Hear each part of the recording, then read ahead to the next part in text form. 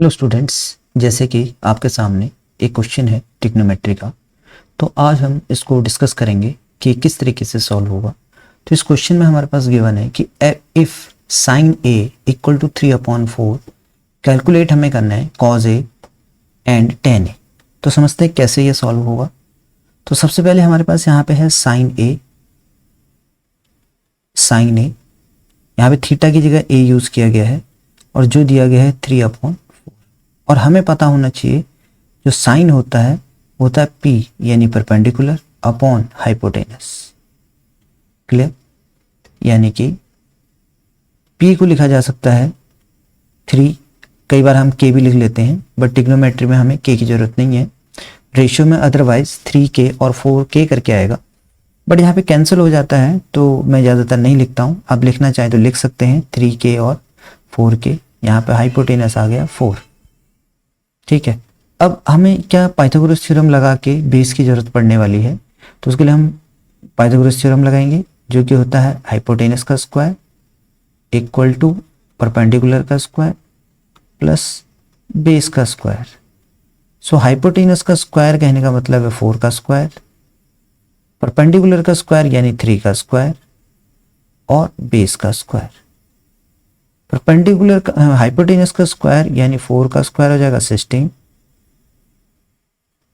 और 3 का स्क्वायर हो जाएगा 9 बी स्क्वायर। क्लियर? यानी कि यहां पर आ जाएगा आपका 16 माइनस 9 बी स्क्वायर। क्लियर? सो यहां पे जो आएगा वो आएगा 16 माइनस 9 यानी 7 बी स्क्वायर। अब जब इस स्क्वायर को वहां लेकर जाएंगे ये बन जाएगा रूट। वैसे तो प्लस माइनस 7 बनना था रूट का, बट यहाँ पे लेंथ है तो सिर्फ हम प्लस लेंगे, तो यानी ये हमारा क्या आ गया, बेस आ गया। अब इसको यूटिलाइज कैसे करेंगे तो इसको समझते हैं कौन सी चीज हमारी क्या है। सपोज जो ये वाली चीज है, जो ये हमारा ये वाला चीज है परपेंडिकुलर, क्योंकि यहाँ पे ए लिया गया है तो ए हमेशा क्या होगा, बेस होगा। तो बेस वाली जगह कहाँ पे, ये थीटा पे यूज किया जाएगा, यानी ए जो है हमारा यहाँ पे यूज होगा, यानी इसे लिखेंगे ए, क्योंकि थीटा की जगह पे क्या यूज हो रहा है, हमारा ए यूज हो रहा है। एक्चुअली नॉर्मल क्वेश्चन में हम इसे क्या कहते हैं, साइन थीटा कहते हैं। यहाँ पे क्या कहा गया है, साइन ए, यानी तो ये साइन थीटा की जगह साइन नहीं। और बी यहाँ पे भी लिख सकते हैं या यहाँ पे भी लिख सकते हैं, क्योंकि राइट एंगल कोई मेंशन नहीं है, राइट एंगल किस पे होगा, इस तरीके से लिख दिया मैंने। तो इसी चीज को यहाँ पे एक और क्वेश्चन से दिखाया गया इस तरीके से। अगर ये थीटा बोलेंगे तो मैंने कल भी बताया था कि थीटा और 90 जहां पर आएंगे उसे हम बेस बोलेंगे। तो जो बेस है मेरा वो कितना आ चुका है, √7 आ चुका है। और हाइपोटेनस जैसे कि हमने देखा था वो हमारा कितना था, 4 या 4k आप बोल सकते हैं इसे, ये 4 आ गया। और परपेंडिकुलर जो कि थीटा के सामने होता है वो है 3। क्लियर? सो जरूरी नहीं है कि आपका बेस हमेशा यहाँ पे होगा, ये डिपेंड करेगा कि आपका ए यहाँ है और 90 कहाँ पे, 90 और ए। एक्चुअली कुछ बच्चे ये समझ लेते हैं बी और सी जहाँ पे आएगा, जो ये नीचे पड़ा हुआ है यही बेस है। बेस ऊपर को भी जा सकता है, ये डिपेंड करता है कि थीटा और 90 किस वाले साइड में आ रहे हैं, वो उसका बेस होगा। जिसमें थीटा भी आ रहा होगा और 90 भी, दोनों एक साथ आ रहे होंगे जिस साइड में, उसे हम एक्चुअली क्या बोलते हैं, बेस बोलते हैं या एडजेसेंट बोलते हैं दूसरे वर्ड। ठीक है?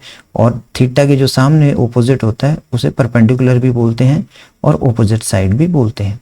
और 90 के जो सामने होता है उसे हाइपोटेनस बोलते हैं। ठीक है?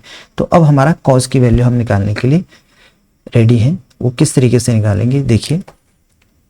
कॉस ए हमें निकालना है, तो कॉस ए जैसे कि हमें पता है कॉस की वैल्यू होती है, यानी कॉस जो रेशियो होता है वो होता है बेस अपॉन हाइपोटेनस का।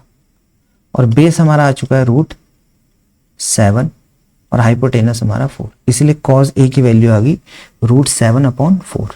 tan ए है और हमें पता होना चाहिए tan थीटा होता है परपेंडिकुलर अपॉन बेस, और परपेंडिकुलर इस वाले केस में 3 है और बेस हमने जैसे कि निकाला √7 है।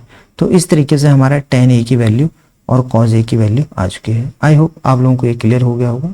Thanks for watching.